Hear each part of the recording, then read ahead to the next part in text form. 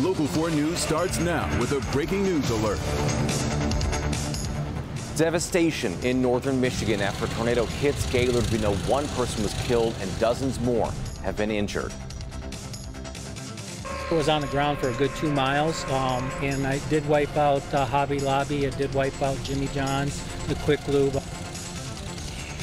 And now that town is starting the cleanup process this morning. That deadly tornado tops our news here, where homes and businesses were left destroyed. That tornado touching the ground in the afternoon yesterday, right in the heart of Gaylord. Let's go live now to our Mara McDonald, who's been there for us overnight. Mara, what is the very latest in the situation up there? Grant, we're on Main Street in Gaylord, and there is damage like this all over the place. The story behind this Chevy Silverado, miraculously, the couple who was in here, who was taking this truck on a test drive, saw that this tornado was coming, got out and got into the restaurant just in time. Portions of Main Street in Gaylord are just flattened right across the parking lot from Hobby Lobby, which took a direct hit. Culvers is still standing but seriously damaged. Jamie Elliott was working inside. Came out the front doors and I just kind of looked over Hobby Lobby and I could just see it forming, and I started seeing things float. When I had customers walking in, I told them, you need to get in. I said, that's definitely a tornado. So I go right in and I had an elderly couple sitting in my parlor area, and I tried to explain to them that's a tornado, and she's like, no, it's just a storm, we're fine. I said, ma'am, I need you to turn around. That tornado is hitting Hobby Lobby right now. But it was too late. Jamie couldn't get them to move, and the older woman just dropped to the floor in front of the windows.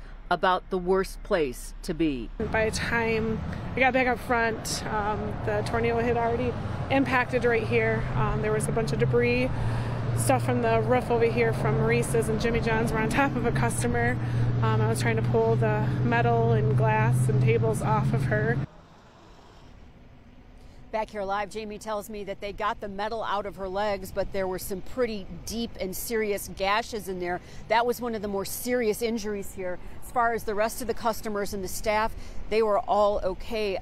Grant, there's a 10 a.m. press briefing to get some updated numbers on the situation on the ground here. The latest we have is that 44 people, like that elderly woman here at Culvers, were taken to the hospital, and they have one confirmed fatality. But once again, updated numbers probably around 10 o'clock today. We're live in Gaylord along M32, which is Main Street. I'm Mara McDonald, Local 4. Just a harrowing story. All right, thank you, Mara. We'll be carrying that press conference at 10 a.m. live as well on Local 4 Plus and clickondetroit.com. Now, efforts to help Gaylord are well underway. A shelter has been set up for impacted families where they're currently staying. Let's check in now with our Jason Colthorpe, who visited that shelter that's been set up.